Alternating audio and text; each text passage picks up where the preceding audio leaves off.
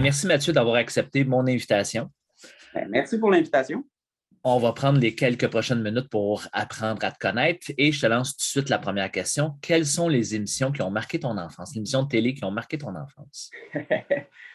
Mon enfance a été marquée à 100 000 à l'heure par Cornemuse, Caillou, Marguerite la Bête féroce. Toutes les émissions qui jouaient entre 6h30 et 7h30 le matin, à peu près, là, avant qu'on aille prendre l'autobus, c'était la routine. Il fallait absolument qu'on écoute ça avant d'aller à l'école, sinon la journée ne marchait pas.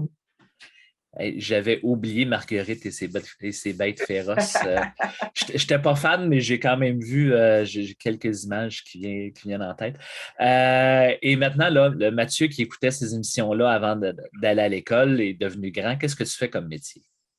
Je suis devenu vendeur, en fait, chez Meubles AD. Je vends des meubles, des électroménagers, puis je supervise une équipe aussi dans une succursale de Mascouche. Cool. Yes. Et quel a été ton premier contact avec l'improvisation? La première fois que j'ai vu de l'improvisation, c'était en secondaire 3. Je commençais à fréquenter une fille qui était dans l'équipe d'impro, justement, puis moi, je voulais impressionner la fille. Mon but était d'aller voir cette personne-là, puis faire en sorte que moi aussi, je sois drôle. Finalement, en m'assoyant là, je me suis rendu compte que c'était pas tout ma job à moi d'être drôle, c'était sa job à elle. Puis ça m'a inspiré. Ça m'a donné envie de faire ça. Moi aussi, j'ai commencé en improvisation en secondaire 4 grâce à ce match-là que je suis allé voir. Puis ça nous amène à notre meeting aujourd'hui. Cool. Puis quel a été ton parcours un peu là, entre le secondaire et maintenant? En fait, j'ai fait 2 ans d'improvisation secondaire 4, secondaire 5. J'ai commencé dans l'équipe réserve des conquérants de haut sommet pour ensuite être dans l'équipe plus forte, on va dire, dans l'équipe LIC qu'on appelle. Au collégial, j'ai joué 2 ans dans le MI6 comme capitaine. Puis par après, ça a été la Limbo, une ligue que j'ai fondée qui s'appelait La Native. Puis mon implication maintenant avec les Asbin, l'équipe flottante qui affronte des écoles secondaires. Puis ils ont quand même, tu me disais, particularité. Enfin, je vais refaire ça. Quelle est la particularité des Asbin? Yes. En fait, le concept qu'on offre aux écoles secondaires avec les Asbin, c'est qu'on leur permet de choisir une décennie entre 1900 et 2020, en fait. Puis eux autres, de leur côté, en fonction de la décennie qu'ils vont avoir choisi, on va préparer des costumes, on va préparer une playlist de chansons de l'époque qui a été choisie. Notre arbitre va être déguisé également, puis chacune de ces cartes, en fait, chacune des thématiques qu'il va emmener dans le match va être inspirée d'un événement qui est arrivé dans la décennie choisie. Notre avant-dernier match, je vais le prendre en exemple parce que c'était avec l'école que je coach, en fait. Donc, ça a donné que j'affrontais mes jeunes à moi. On faisait les années 70. Et donc, pour les années 70, je me suis fait une permanente. Je me suis permis une petite chemise hawaïenne de touriste avec des shorts vraiment très courtes. Puis, l'arbitre, lui, est arrivé avec un tie-dye, là, des couleurs pâles, un peu barbe à papa, si on veut. Il explique des événements qui sont arrivés dans les années 70. Il explique un petit peu la culture qu'on avait à cette époque-là. Puis, on s'initie à ça pour venir faire le match. On a aussi une impro qui est un petit peu plus longue, une impro défi dans laquelle, là, on se permet de jouer pour de vrai la décennie qui a été choisie, mais le reste du match, c'est vraiment des impros normales. Là. C'est inspiré par les années 70, mais après ça, c'est pas parce qu'il y a eu une invasion présidentielle en 1973, genre, qu'on est obligé de jouer l'invasion présidentielle des États-Unis. Ils nous ont donné ça comme thématique, ils nous ont donné ça pour s'inspirer, mais on a quand même trouvé le moyen de jouer une improvisation des trois petits cochons, genre. Fait on s'inspire, on joue avec ça, on se permet des folies, puis on a du fun avec les jeunes. Et pourquoi avoir donné cette twist-là à cette équipe flottante-là là, d'y aller par décennie? On a décidé d'y aller par décennie parce qu'on voulait à l'époque un petit quelque chose de spécial. Quand on a pensé au concept des has-been, en fait, c'était avant la pandémie. Puis à ce moment-là, on avait déjà plusieurs autres formats de cabaret d'improvisation, des ligues qui se donnaient à Saint-Jérôme. Puis il fallait qu'on trouve un moyen d'avoir notre signature, en fait. Et en ayant notre signature, on s'était dit, on a plusieurs historiens dans notre équipe, on a plusieurs personnes qui étudient, en fait, que ce soit à Lionel Groux, que ce soit à l'UDEM, dans l'histoire. Et puisqu'ils étudiaient en histoire, ça leur permettait à eux de prendre leurs aises, d'être capable d'un petit peu initier les jeunes à ce qu'eux connaissent, puis faire en sorte que les jeunes puissent se permettre des folies tout en apprenant en même temps. Cool. Écoute, très intéressant. Et à part l'improvisation, as-tu d'autres passe-temps? La pêche. Mis La à part pêche? l'improvisation. Oui, si je ne suis pas au OK. travail en été, puis si je ne suis pas en improvisation, c'est sûr que je suis au bord d'une rivière en train de mettre la ligne à l'eau puis essayer d'attraper le plus gros poisson du fleuve. Cool. Donc, tu vas pêcher dans le fleuve. Je pêche dans le fleuve, je pêche à la rivière des Prairies, je pêche dans mon coin à moi, il y a la rivière du Nord. Je pêche pas mal n'importe où est-ce que je peux mettre la ligne à l'eau. Je n'ai pas de bateau, malheureusement, je suis obligé de me contenter de la rive. Mais on regarde les beaux paysages pendant ce temps-là, puis on attend que ça morde. Cool. Puis c'est quoi la plus belle prise que tu as eue? En fait, j'avais 14-15 ans peut-être. Je ne faisais pas d'impro encore au moment où est-ce que j'ai eu cette prise-là.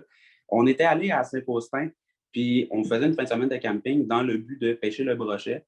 Puis pendant toute la semaine, on en a eu zéro. Zéro brochet, ça ne mord pas. L'eau est ben trop chaude, c'est vraiment dégueu. L'eau est comme épaisse. Tu te rends compte que le poisson ne vit probablement pas là, finalement.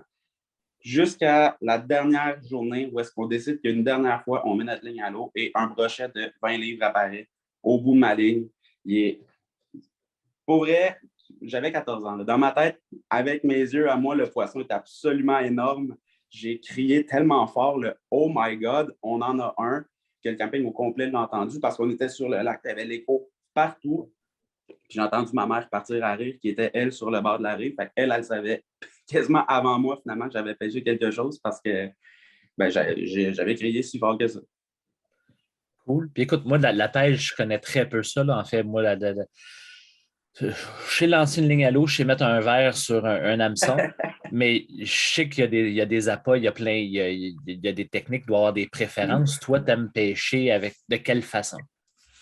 En fait, moi, je vais vraiment pour de la pêche classique. Je ne vais pas à la pêche à la mouche, pardon.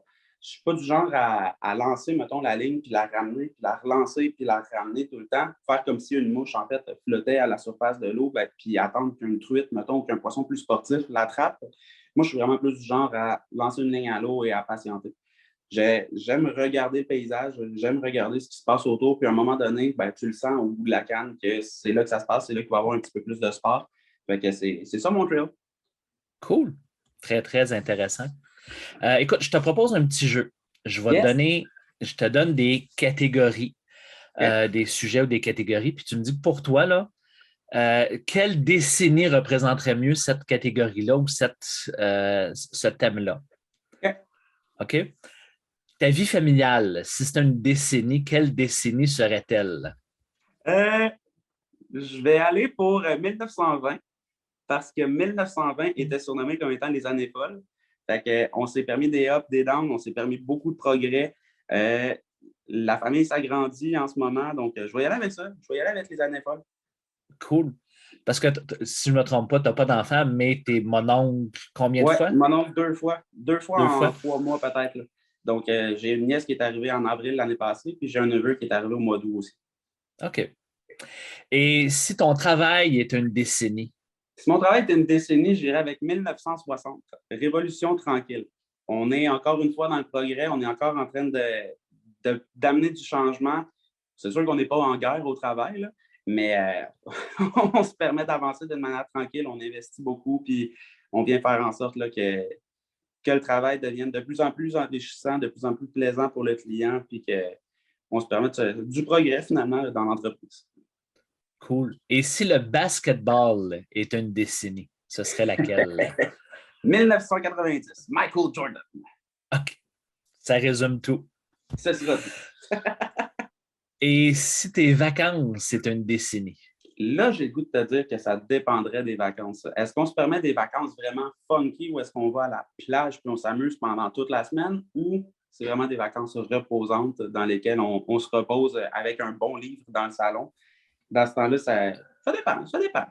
C'est ton choix, c'est tes vacances. Oh, c'est mes vacances. Euh, je vais y aller avec 1970. Sur Facebook, on a vu un petit peu le costume que j'avais justement pour les années 70, là, la chemise un petit peu touriste, les shorts courtes. Euh, la permanente, je rêve d'avoir une permanente pour toujours depuis ce costume-là. Fait que aller dans le sud, habillé de même, être un bon touriste québécois, puis ça serait ça, les années 70. Cool. Et si la bière est une décennie, ce serait laquelle? Je vais aller pour 2010 parce que c'est la décennie dans laquelle j'ai moi-même découvert la bière. Et moi, en fait, j'ai découvert beaucoup, Dieu du ciel, les petites microbrasseries, là, des environnements où est-ce que tu t'en vas là pour te rassembler. Tu t'en vas pas là nécessairement pour prendre la bière, mais tu t'en vas là pour déguster quelque chose, puis tu t'en vas là pour une ambiance avec les amis. Fait que je vais aller pour 2010. Cool. Et si l'impro était une décennie? Là, ça serait la fin des années 70. Monsieur Gravel. Hmm. Ça, justement, la fin des années 70, dans notre match, je considère qu'on l'a manqué un peu, là. On a manqué le bateau là-dessus. On n'a jamais pensé à faire la première impro du monde. Puis c'est un des regrets que j'ai, mais on gardera ça pour un prochain match. Tout à fait. Et écoute, je m'aperçois que tu es quand même assez calé en histoire aussi. Là. Tout le long, tu as fait plein de références. Tu disais qu'il y avait des gens qui étudiaient en histoire. Es-tu un fan aussi des faits historiques?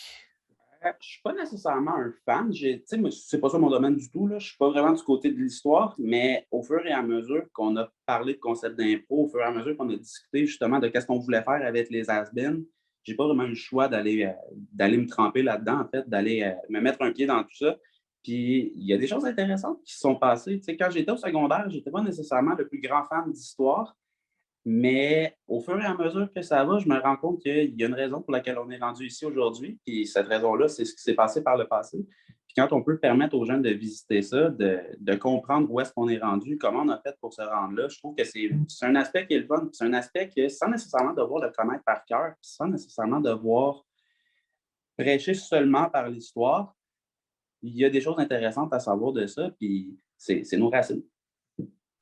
Cool. Ben, merci beaucoup, Mathieu, d'avoir pris le temps d'avoir discuté avec moi. On l'a mentionné, tu es passé comme joueur à la Limbo. Cette année, tu prenais une pause pour des raisons médicales, mais on peut te voir quand même comme assistant arbitre de temps en temps à la Limbo. Ouais, Et, exact. et on peut suivre ton calendrier de la Limbo sur sa page Facebook. Mais encore, merci beaucoup, Mathieu, d'avoir accepté mon invitation. Merci à vous, M. Bouchard.